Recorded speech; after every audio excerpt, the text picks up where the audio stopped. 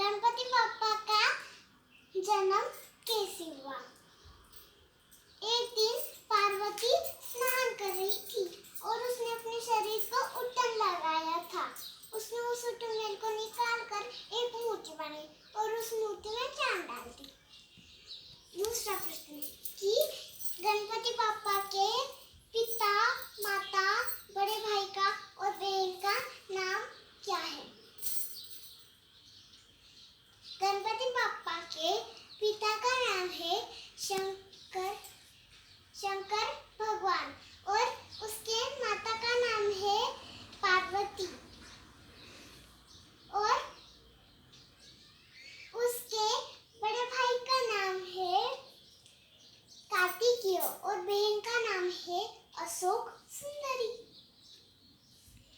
तीसरा प्रश्न है कि गणपति बप्पा को हाथी का चेहरा कैसे मिला?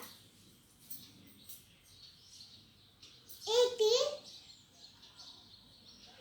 पार्वती स्नान कर रही थी और उसने गणपति बप्पा को ऐसा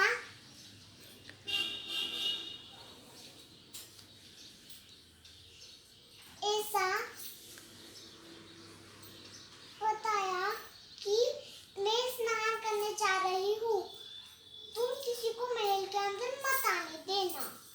और तभी शंकर भगवान आए और उन्होंने कहा कि मुझे महल के अंदर जाना है पार्वती से मिलने। और तभी गणपति बप्पा ने कहा कि मैं मेरे माँ के आदेश का पालन कर रहा हूँ। और तभी शंकर भगवान को बहुत गुस्सा आया और उन्होंने गणपति बप्पा का सिर काट दिया।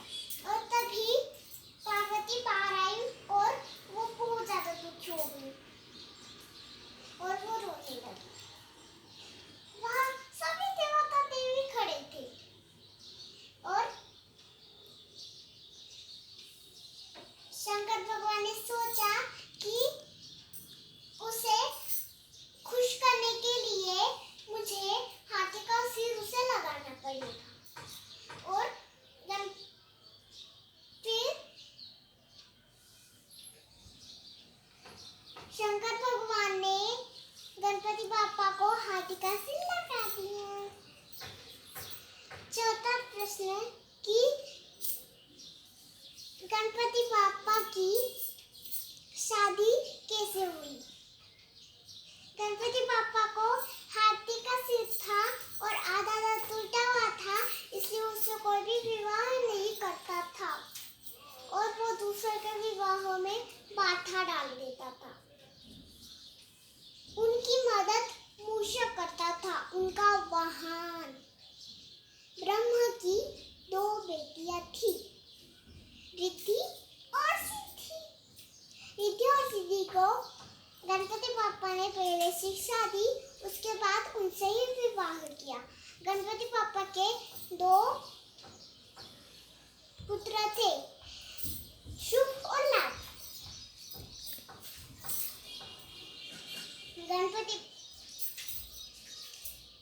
पांचवा प्रश्न कि गणपति बप्पा के कितने नाम हैं?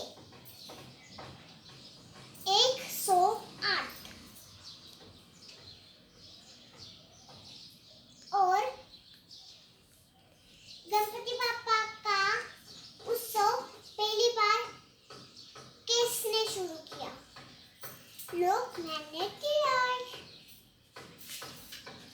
गणपति बप्पा को हम 10 दिन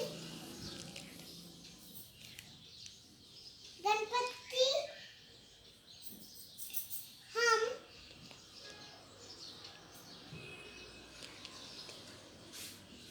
गणपति बप्पा को 11वें दिन विसर्जित क्यों करते हैं?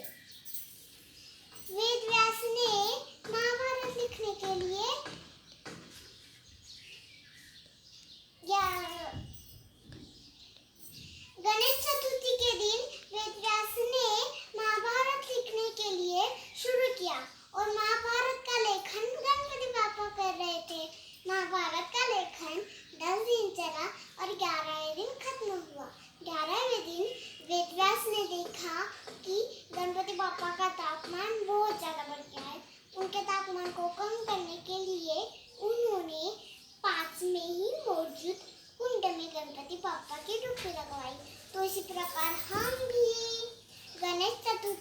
दिन गणपति बापा को हमारे घर लाते हैं और 10 दिन सभी भक्तों की मनोकामनाएं सुनते सुनते गणपति बापा का तापमान बहुत ज्यादा बढ़ जाता है।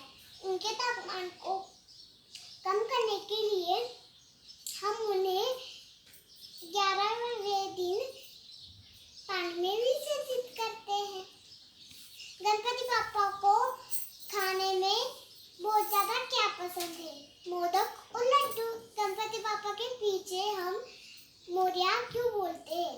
गणपति बापा के एक भक्त थे, उनका नाम था मोरया गोसावी।